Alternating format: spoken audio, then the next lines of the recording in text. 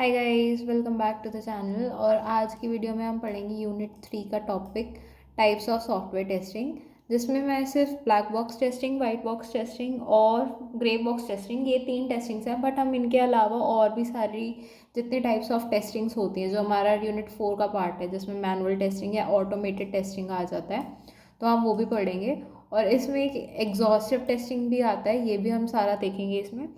Plus कुछ छोटी छोटी और भी क्वेश्चंस जो बन जाते हैं, जैसे आपका सैनिटी टेस्टिंग हो गया या फिर स्मोक टेस्टिंग हो गया, तो वो सारी चीज़ भी हम देखेंगे इसी वीडियो में। सो ये वाला हम पढ़ लेंगे आज, टाइप्स ऑफ सॉफ्टवेयर टेस्टिंग। इसमें काफ़ी सारे हैं बट मैं कुछ लिमिटेड ही इसमें कवर करने वाली हूँ। गीक्स और गीक्स की वेबसाइट पे अगर आप जाओगे तो वहाँ पे आपको सारा दिख जाएगा, बट इस बहुत ज़्यादा एलैबोरेटेड है, जिसमें हम कुछ लिमिटेड ही कवर करेंगे।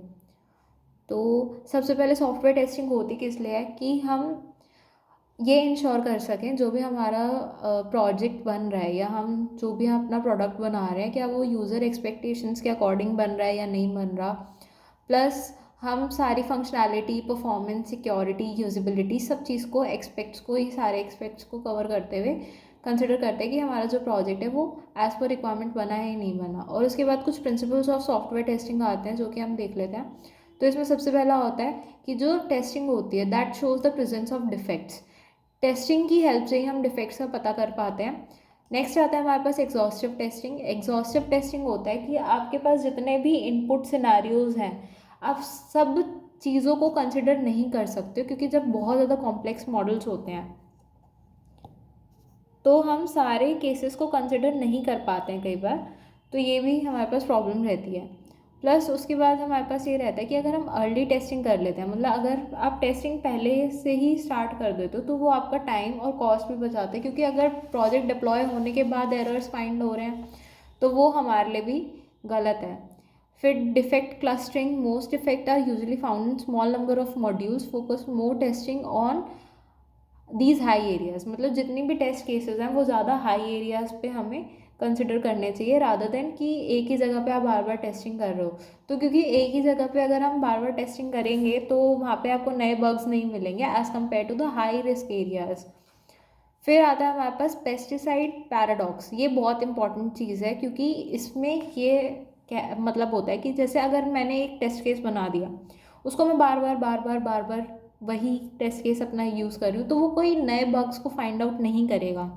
तो इसलिए हमें अपने टेस्ट केसेस को रेगुलरली अपडेट और इम्प्रूव करना चाहिए, एंड दैट्स वेरी इंपॉर्टेंट, क्योंकि अगर आप नहीं करोगे तो आपको कोई नई चीज़ ढूंढने को नहीं मिलेगी।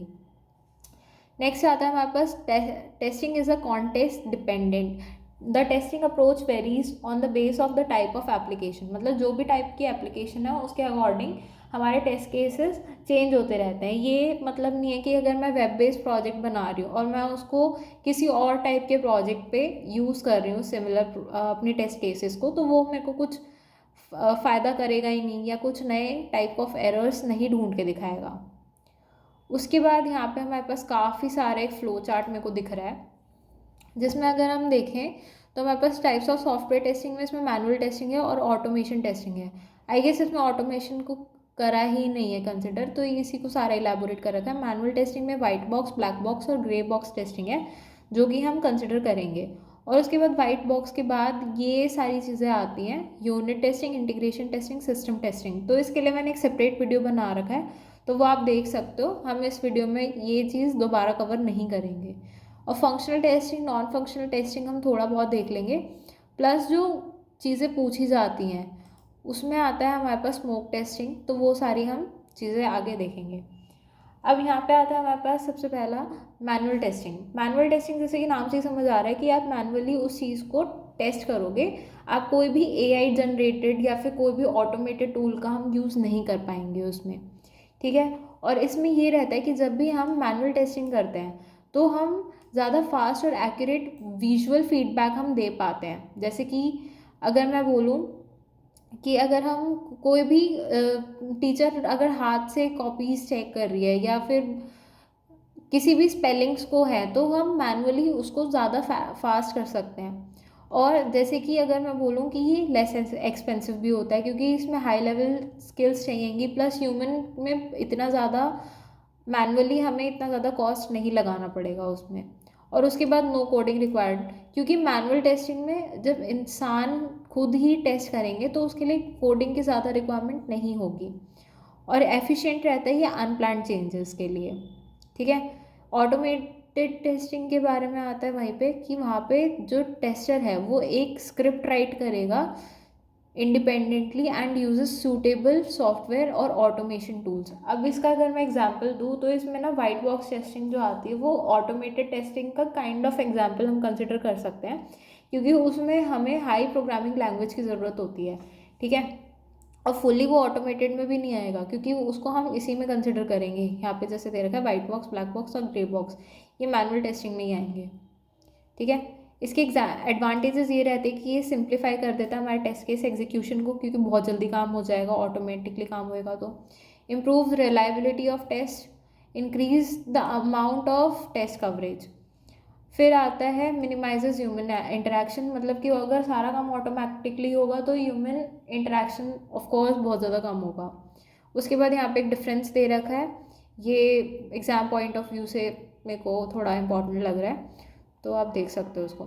अब हम बात करते हैं types of manual test cases की, जिसमें सबसे पहले आता है हमारे पास white box testing. White box testing is a software testing technique that involves testing the internal structure and the workings of the software applications. मतलब ये वाली जो टेस्ट केसिंग होगी ये पूरा इंटरनली स्ट्रक्चर को कंसिडर करते हुए और उसके जितने भी वर्किंग एप्लीकेशंस हैं सब चीज़ों को हम कंसिडर करेंगे, और जिसमें हम नॉलेज अपनी किस चीज़ की यूज़ करेंगे कि हम टेस्ट केस कैसे डिफाइन करने हैं, प्लस हमें एक सोर्स कोड चाहिए होगा जिससे जो टेस्टर है वो अच्छे से सारे इंटरनल कोड को समझ पाए। ठीक है। और इसमें एडवांटेजेस ये रहते हैं कि through testing means white box testing में जितना भी कोड और स्ट्रक्चर है सब चीज़ की आप टेस्टिंग करोगे, सो इट इज़, ये इसका एडवांटेज रहता है। नेक्स्ट आता है कोड ऑप्टिमाइजेशन। इसमें ये रहता है कि जब ऑप्टिमाइजेशन ऑफ कोड होगा तो इसमें हमारे को एक तो एक्स्ट्रा लाइन ऑफ कोड जो हमने लिख दिया है जिस वजह से हमारी कॉम्प्लेक्सिटी भी इंक्रीज हो रही है, हम उसको रिड्यूस कर सकते हैं, और जितने एरर्स हैं हम उनको भी हटा सकते हैं। ठीक है। अर्ली डिटेक्शन ऑफ डिफेक्ट्स, क्योंकि अगर आप इंटरनली सारी चीज़ को कंसिडर करके चलोगे तो वो आपको अर्ली डिटेक्शन ऑफ डिफेक्ट्स में भी हेल्प करेगा। और हम वाइट बॉक्स जो टेस्टिंग होती है उसको हम सॉफ्टवेयर लाइफ साइकिल से भी आराम से इंटीग्रेट कर सकते हैं। ठीक है। ठीक है। और इसके बाद आता है हमारे पास डिटेक्शन ऑफ कॉम्प्लेक्स डिफेक्ट्स, जो कि डिफेक्ट्स आप ब्लैक बॉक्स टेस्टिंग में नहीं कंसिडर कर पाओगे तो उनको हम इसमें कंसिडर कर सकते हैं, और बहुत ज़्यादा कॉम्प्लिकेटेड डिफेक्ट्स जितने भी होते हैं क्योंकि पूरा इंटरनली काम हो रहा है। ठीक है। नेक्स्ट आता है हमारे पास black box testing. Black box testing एक टाइप ऑफ टेस्टिंग है जिसमें जो टेस्टर्स हैं उनको इंटरनल कोड से या इम्प्लीमेंटेशन से कोई मतलब नहीं है, वो सिर्फ वैलिडेटिंग फंक्शनैलिटी पे काम करेंगे। अगर मैं सिंपल बात बताऊं तो इनका सिर्फ मेन फोकस रहता है इनपुट और आउटपुट पे, कि इनपुट अगर हम ये देंगे तो आउटपुट ये आ रहा है या नहीं आ रहा। ठीक है। कि मैं आपको बोलूँ कोई भी वेबसाइट है उस पर आपको अपना फॉर एग्जांपल कुछ भी डेटा आपको, या मैं अगर आपको बोलूँ कि आपको एक फ़ोन नंबर डालना है कहीं पे वेबसाइट पे, ठीक है, तो फ़ोन नंबर की क्या रिक्वायरमेंट होगी कि वो 10 डिजिट्स का होना चाहिए। अगर 10 डिजिट्स का आपने डाला तो फ़ोन नंबर, तो वो आउटपुट में दे देगा वैलिड है। अगर नहीं आता है या कम ज़्यादा हो जाते हैं डिजिट्स तो नॉन वैलिड या इनवैलिड करके आ जाएगा ऐसे। तो इसी टाइप का काम होता है ब्लैक बॉक्स टेस्टिंग में, जिसमें टेस्टर को इंटरनल कोड से कोई मतलब नहीं है, वो सिर्फ वैलिडेट करने का काम करता है कि फंक्शनैलिटी स्पेसिफिकेशंस और रिक्वायरमेंट्स के अकॉर्डिंग हो रही है या नहीं हो रही है। एडवांटेजेस इसमें ये रहते हैं कि फंक्शनल रिक्वायरमेंट की ज़्यादा नॉलेज नहीं होती, तो मतलब अगर टेस्टर को नॉलेज नहीं है इतनी ज़्यादा फंक्शनल प्रोग्रामिंग की तो वो भी ब्लैक बॉक्स टेस्टिंग कर सकते हैं। अब ये जो लार्ज सिस्टम्स होते हैं उसके लिए बहुत ज़्यादा एफिशिएंट है, क्योंकि इसमें कोड से कोई मतलब है ही नहीं, तो ये हम कर सकते हैं आराम से। Testing are executed from users and clients point of view. ठीक है। यूज़र और क्लाइंट के पॉइंट ऑफ व्यू से के अकॉर्डिंग ही हम टेस्ट को एग्जीक्यूट करते हैं। उसके बाद आता है कि टेस्ट केस जो है हमारे वो ईजिली रिप्रोड्यूसिबल हैं। और ये हमें हेल्प करता है एम्बिग्यूटी या कॉन्ट्रडिक्शंस को फंक्शनल स्पेसिफिकेशंस में फाइंड करने के लिए। एम्बिग्यूटी होता है कि कन्फ्यूजन हो गया किसी चीज़ का, ठीक है।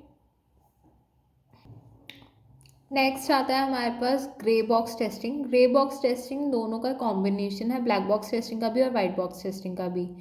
और इसमें ये रहता है कि ब्लैक बॉक्स टेस्टिंग में जैसे कि हमें पता चला कि जो टेस्टर होता है वो अनअवेयर होता है अबाउट द इंटरनल कोड, और वाइट बॉक्स टेस्टिंग में इंटरनल कोड की पूरी नॉलेज होती है। Internal code is partially known, और इसमें ये रहता है कि उसको एक्सेस रहता है, जो हमारा ग्रे बॉक्स टेस्टर होता है उसको ये एक्सेस रहता है कि इंटरनल डेटा स्ट्रक्चर और एल्गोरिदम्स के लिए। बट ये ना पार्शियल नॉलेज कभी भी अच्छी नहीं होती, तो इतना ज़्यादा हम इसको नहीं ठीक मानते हैं ग्रे बॉक्स टेस्टिंग को, क्योंकि ना तो पूरी नॉलेज है उसको प्रोग्रामिंग के बारे में, आधी अधूरी नॉलेज से क्या ही कर लेगा वो। तो उसके बाद आता है हमारे पास क्लैरिटी ऑफ गोल्स। इसके एडवांटेजेस हैं जो, फिर done from the user perspective, मतलब जो भी यूज़र की जो रिक्वायरमेंट्स होंगी उसके बेसिस पे इस टेस्टिंग को करा जाता है, ज़्यादा इंटरनली कोड के ऊपर नहीं जाया जाता। प्लस हाई प्रोग्रामिंग लैंग्वेज की इसमें रिक्वायरमेंट नहीं होती है, और ये नॉन इंट्रूसिव रहता है, और इम्प्रूव कर पाते हैं हम प्रोडक्ट की क्वालिटी को, ओवरऑल क्वालिटी को हम इम्प्रूव कर सकते हैं। तो इसमें नेक्स्ट हमारे पास आता है types of black box testing. जो फंक्शनल टेस्टिंग है कि फंक्शन से रिलेटेड ही होगा, मतलब जैसे कोड से रिलेटेड, या अगर मैं बात करूँ तो हमारा स्ट्रक्चर से रिलेटेड या रिक्वायरमेंट से रिलेटेड जितनी भी फंक्शनल रिक्वायरमेंट्स हैं उससे रिलेटेड हम टेस्ट करते हैं। तो यहाँ पे इसके एडवांटेजेस भी लिखे हुए हैं, और ये नॉन फंक्शनल टेस्टिंग उसका अपोजिट हो जाएगा, ठीक है। कि जितने भी नॉन फंक्शनल एट्रीब्यूट्स हैं आपके सिस्टम के, आप उन पे टेस्ट केस अप्लाई कर सकते हो, जिससे लेस टाइम कंज्यूमिंग रहे, वो परफॉर्मेंस इंप्रूव हो पाए और इम्प्रूव कर पाए वो यूज़र एक्सपीरियंस को। नेक्स्ट हम चलते हैं रिग्रेशन टेस्टिंग पे, जो कि पूछ लिया जाता है पेपर्स में। तो रिग्रेशन टेस्टिंग क्या होता है, जैसे अगर मान लो फॉर एग्जांपल मैं किसी भी प्रोजेक्ट पे काम कर रही हूँ और सडनली मैंने उसमें कुछ चेंजेस करे हैं। अब उन पर्टिकुलर चेंजेस को, बाकी सारा कोड जहाँ वो है वो तो वैसे ही चल रहा है, जहाँ पे मेरा चेंजेस हुए हैं मैं उसी एरिया को प्रॉपरली फोकस करूँगी, और उसके ऊपर मैं टेस्ट केस बनाऊँगी और उनको अप्लाई करूँगी। अब उससे होगा क्या, हमको ये एश्योरेंस मिल जाएगी कि हम जितना भी हमने नया कोड ऐड किया है क्या वो एग्जिस्टिंग कोड के साथ कंपैटिबल है या नहीं है, कहीं उस नए कोड की वजह से जो पहले काम हो रहा था वो भी तो बंद नहीं हो गया। तो लाइक ये सारी टेस्टिंग जो होती है वो सारा रिग्रेशन टेस्टिंग में आता है आपका, ठीक है।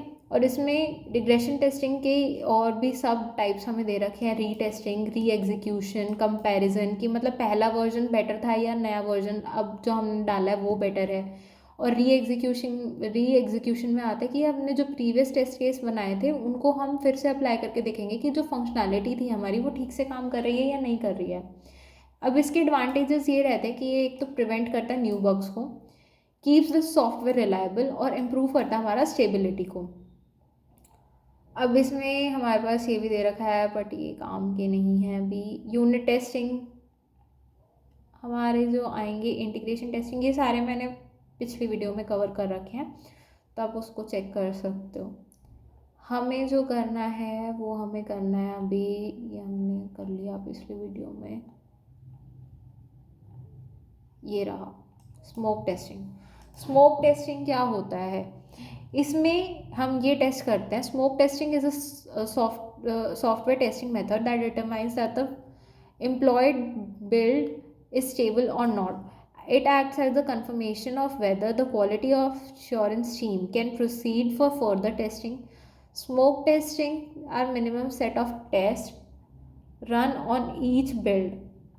अब जो सॉफ्टवेयर स्मोक टेस्टिंग है हमारा, वो एक टाइप ऑफ टेस्टिंग है जिसमें हम ये चेक करते हैं कि जो भी हमारा प्रोजेक्ट या हमने जो भी प्रोडक्ट अपना बिल्ड किया क्या वो स्टेबल है या नहीं है। और ये सबसे ज़्यादा मिनिमम टेस्ट केस इसमें होते हैं जिसमें हम ईच बिल्ड पे अपने चेक करते हैं, ठीक है। एडवांटेजेस इसके ये रहते हैं कि स्मोक टेस्टिंग बहुत ज़्यादा ईजी टू परफॉर्म होता है, plus it helps in identifying defects in early stages, और ये हमें क्वालिटी ऑफ सिस्टम को भी इम्प्रूव करने में हेल्प करता है। नेक्स्ट आता है हमारा sanity testing. Sanity testing regression testing का ही एक सबसेट है, मतलब नए टेस्ट केसेस पे ही अप्लाई होता होगा। Sanity testing is perform to ensure that the code changes that are made are working properly. वही बात की जैसे हमने रिग्रेशन टेस्टिंग में देखा कि हम नए चेंजेस पे अपना टेस्ट केस को अप्लाई करेंगे। उसके बाद आता है sanity testing is a stoppage to check whether the testing for a build can proceed और नॉट। और उसके बाद focus on the team during the sanity testing process is to validate the functionality of the application and not the detail testing. इसमें बहुत ज़्यादा detail testing नहीं होगी, सिर्फ उसी चीज़ पे फोकस करा जाएगा जहाँ पे आपने अपना चेंजेस करे हैं। ठीक है, उसके हम एडवांटेजेस और पढ़ लेते हैं। एडवांटेजेस में आता है आपका sanity testing helps to build quick identified defects in the core functionality. It can be carried out in less time and no documentation is required for sanity testing. Sanity testing के लिए आपको कोई भी documentation बनाने की कोई ज़रूरत नहीं है. If defects are found during sanity testing, the project is rejected, which is helpful in saving time for execution of regression test. मतलब अगर हम sanity testing को पहले कर लेते हैं और उसी में अगर हमें defects फाइंड हो जाते हैं तो हम फिर रिग्रेशन टेस्टिंग को नहीं करते, और कई बार अगर हमें करनी भी है तो उसके लिए हमारा कोई टाइम भी सेव हो जाता है। ठीक है, बाकी इसमें इतना ही। Thanks for watching.